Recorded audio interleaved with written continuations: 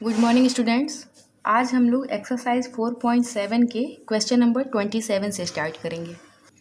Question number 27 है, एक कमरा 15 मीटर लंबा और 12 मीटर चौड़ा है। इस पूरे कमरे के सामने समान चौड़ाई का बरामदा है जिसका क्षेत्रफल 90 मीटर स्क्वायर है। बरामदे की चौड़ाई ज्ञात कीजिए। देखिए, दिया गया है कि एक कमरा है जो कि हम ABCD मान रहे हैं। एक कमरा है जिसकी लंबाई और चौड़ाई दे दी गई है 15 मीटर और 12 मीटर, और कहा जा रहा है कि इसके सामने समान चौड़ाई का क्या है, बरामदा है।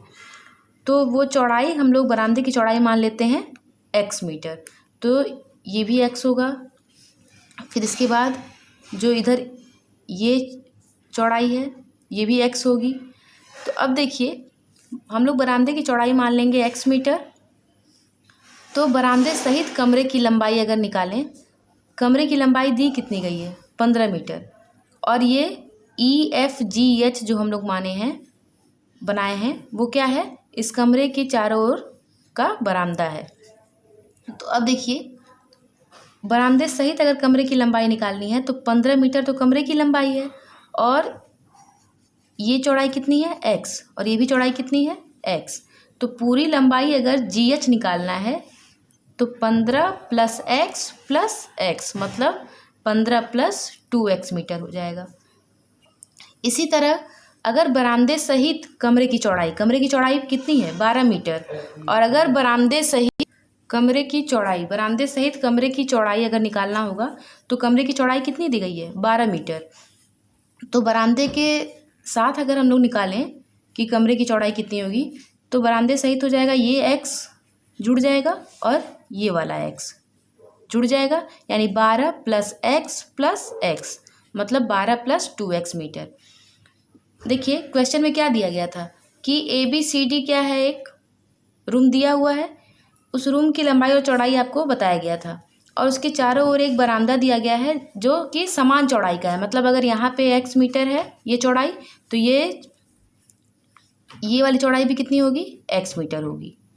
ठीक है, तो अब क्या करना है, इसमें जब भी हम लोग बरामदे सहित कमरे की लंबाई निकालेंगे तो कमरे की लंबाई 15 मीटर है, ये x और ये x जोड़ देंगे तो 15 प्लस 2x मीटर निकल जाएगा। और बरामदे सहित कमरे की चौड़ाई निकालना होगा तो 12 तो है ही पहले से कमरे की चौड़ाई, और बरामदे सहित निकालना होगा तो ये x मतलब चौड़ाई जो बरामदे की है, और ये x क्या होगा, जुड़ जाएगा, मतलब 12 प्लस 2x मीटर हो जाएगा। अब देखिए, बरामदे सहित कमरे की लंबाई और चौड़ाई निकल गई, तो बरामदे सहित कमरे का क्षेत्रफल मतलब ये पूरा क्षेत्रफल अगर इसका निकालना हो तो कितना हो जाएगा, लंबाई गुणे चौड़ाई मतलब 15 प्लस 2x गुणे 12 प्लस 2x मीटर स्क्वायर। अब देखिए, कमरे का क्षेत्रफल कितना होगा, तो कमरे की लंबाई है 15 और चौड़ाई है 12, तो 15 गुणे 12 मीटर स्क्वायर, मतलब जब इसको सॉल्व करेंगे तो 180 मीटर स्क्वायर हो जाएगा। अब देखिए, हमको बरामदे सहित यानी इस पूरे का क्षेत्रफल पता है और फिर ये कमरे का क्षेत्रफल पता है। तो अगर बरामदे का क्षेत्रफल निकालना होगा तो क्या करेंगे, बरामदे सहित कमरे के क्षेत्रफल में से कमरे के क्षेत्रफल को माइनस कर देंगे तो ये बरामदे का क्षेत्रफल निकल जाएगा। तो हो जाएगा बरामदे का क्षेत्रफल बराबर, ये बरामदे सहित कमरे का क्षेत्रफल है, और इसमें से जब कमरे का क्षेत्रफल माइनस कर देंगे तो किसका क्षेत्रफल निकलेगा, बरामदे का क्षेत्रफल। अब ये प्रश्न में दिया गया है कि जो बरामदे का क्षेत्रफल है वो कितना है 90 वर्ग मीटर, तो ये पूरा किसके बराबर हो जाएगा 90 के। अब जब इसको हम लोग सॉल्व करेंगे तो सॉल्व करने पे हम लोगों को द्विघात समीकरण मिलेगा, और उस द्विघात समीकरण को हल करने पे x का 2 मान मिलेगा, -15 और 3/2। तो -15 तो होगा नहीं क्योंकि लंबाई या चौड़ाई कभी ऋणात्मक नहीं होती, तो x बराबर कितना लेंगे 3/2 मतलब 1.5 मीटर। तो बरामदे की चौड़ाई कितनी हो जाएगी 1.5 मीटर। क्वेश्चन नंबर 28 है, एक किसान 64 मीटर स्क्वायर क्षेत्रफल का आयताकार सब्जी का बगीचा तैयार करता है। बगीचे के तीनों ओर 24 मीटर कांटेदार तार लगाता है, बड़ी भुजा को छोड़ देता है। बगीचे की माप ज्ञात कीजिए।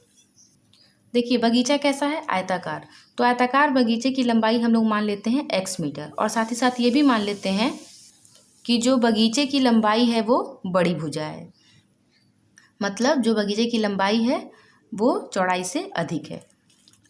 आयताकार बगीचे का क्षेत्रफल कितना दिया है 64 मीटर स्क्वायर, और क्षेत्रफल का फॉर्मूला क्या होगा, लंबाई गुणे चौड़ाई बराबर 64। लंबाई हम लोग मान लिए हैं x गुणे चौड़ाई बराबर 64। तो चौड़ाई बराबर कितना हो जाएगा, 64/x मीटर। मतलब आयताकार बगीचे की लंबाई हम लोग x मीटर मान लिए थे। आयताकार बगीचे का क्षेत्रफल दिया था 64 मीटर स्क्वायर, जिसकी सहायता से हम लोगों ने चौड़ाई निकाल लिया 64/x मीटर।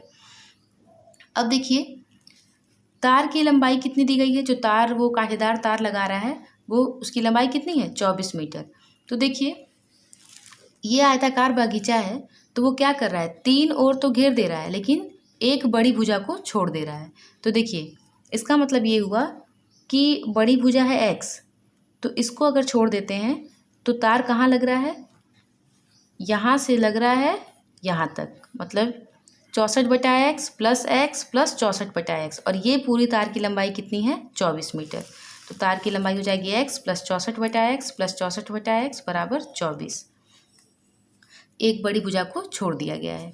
तो अब जब इसको हम लोग सॉल्व करेंगे तो देखिए एक द्विघात समीकरण मिलेगा, और उसको जब आगे हम लोग हल करेंगे तो x बराबर मिलेगा 16 और 8। जब x बराबर 16 लेंगे तब बगीचे की लंबाई हो जाएगी 16 मीटर, और चौड़ाई निकालेंगे तो 64/16 यानी 4 मीटर। लेकिन जब x बराबर 8 लेंगे तो बगीचे की लंबाई 8 मीटर मिल जाएगी और बगीचे की चौड़ाई भी 8 मीटर मिल जाएगी। तो देखिए चूँकि लंबाई और चौड़ाई दोनों समान हो गई, इसका मतलब कि बगीचा आयताकार ना होकर के कैसा हो गया, वर्गाकार हो गया।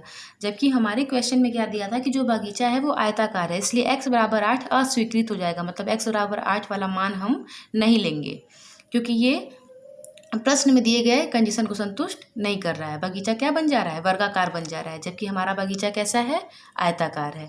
तो x बराबर हो जाएगा 16, मतलब बगीचे की लंबाई हो जाएगी 16 मीटर और बगीचे की चौड़ाई हो जाएगी 4 मीटर। क्वेश्चन नंबर 29 है, यदि एक समकोण त्रिभुज का क्षेत्रफल 60 सेंटीमीटर स्क्वायर है, यदि इसके आधार और लंब क्रमशः 5x और 3x-1 है तो त्रिभुज की माप ज्ञात कीजिए। देखिए एक समकोण त्रिभुज हम लोगों ने बना लिया ABC। इसमें लंब दिया है 3x-1 सेंटीमीटर और आधार दिया है 5x सेंटीमीटर, और ये भी दिया है कि जो समकोण त्रिभुज है उसका क्षेत्रफल है 60 सेंटीमीटर स्क्वायर। तो देखिए समकोण त्रिभुज ABC का क्षेत्रफल अगर निकालें तो आधा गुणे आधार मतलब BC गुणे ऊंचाई मतलब AB, तो half into BC into AB हो जाएगा। अब इसमें वैल्यू पुट कर देंगे, BC का मान हमको पता है 5x, AB का मान हमको पता है 3x-1। और प्रश्न में ये जो क्षेत्रफल है इसी की वैल्यू कितनी है, 60 सेंटीमीटर स्क्वायर। अब इसको हम लोग सॉल्व करेंगे। तो देखिए जब सॉल्व किया गया है तो द्विघात समीकरण मिला था, और द्विघात समीकरण को जब आगे हल किया गया तो x का मान मिला -40/15 और 3। तो ऋणात्मक तो होगा नहीं मान, क्योंकि भुजा की लंबाई ऋणात्मक नहीं हो सकती। तो x बराबर हम लोग लेंगे 3। अब जब x का मान मिल गया तो AB का मान निकाल लेंगे। AB दिया था 3x-1, तो 3 इंटू x का मान -1 यानी मिला 8 सेंटीमीटर। BC दिया था 5x, तो 5 इंटू x का मान 3 तो हो जाएगा 15 सेंटीमीटर। AB और BC तो मिल गया। अब हमको AC निकालना है। AC क्या है, कर्ण है समकोण त्रिभुज का। तो पाइथागोरस प्रमेय हम लोग जानते हैं, कर्ण का स्क्वायर बराबर लंब का स्क्वायर धन आधार का स्क्वायर। अब इसी में वैल्यू पुट कर लेंगे तो AC का मान मिल जाएगा 17 सेंटीमीटर। अब क्वेश्चन नंबर 30 देखेंगे, यदि किसी समकोण त्रिभुज का कर्ण उसके आधार से 2 सेंटीमीटर अधिक है और उसके लंब से 1 सेंटीमीटर अधिक है तो त्रिभुज की प्रत्येक भुजा की माप ज्ञात कीजिए। समकोण त्रिभुज है और दिया है जो उसका कर्ण है उसके आधार से 2 सेंटीमीटर अधिक है, यानी आधार अगर हम लोग x मान लें तो कर्ण हो जाएगा x+2। तो देखिए अगर समकोण त्रिभुज का आधार हम लोगों ने x मान लिया तो समकोण त्रिभुज का कर्ण हो जाएगा x+2 सेंटीमीटर।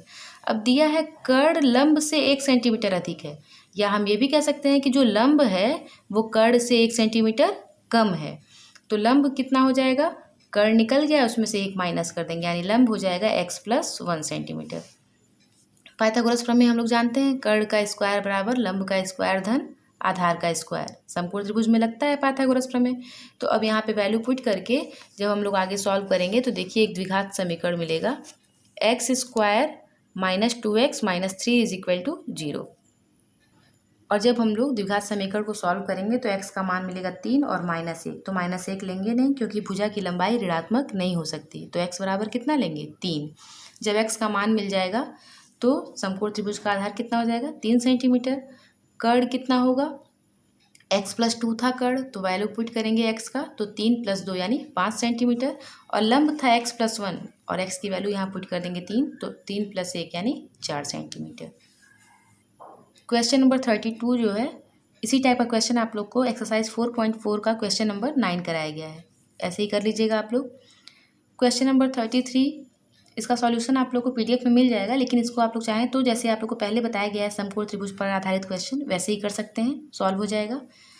और जो 34 से लेकर क्वेश्चन नंबर 39 तक है, वो उस तरह के सारे क्वेश्चन आप लोग को पहले कराए जा चुके हैं, तो ऐसे ही आप लोग सॉल्व कर लेंगे।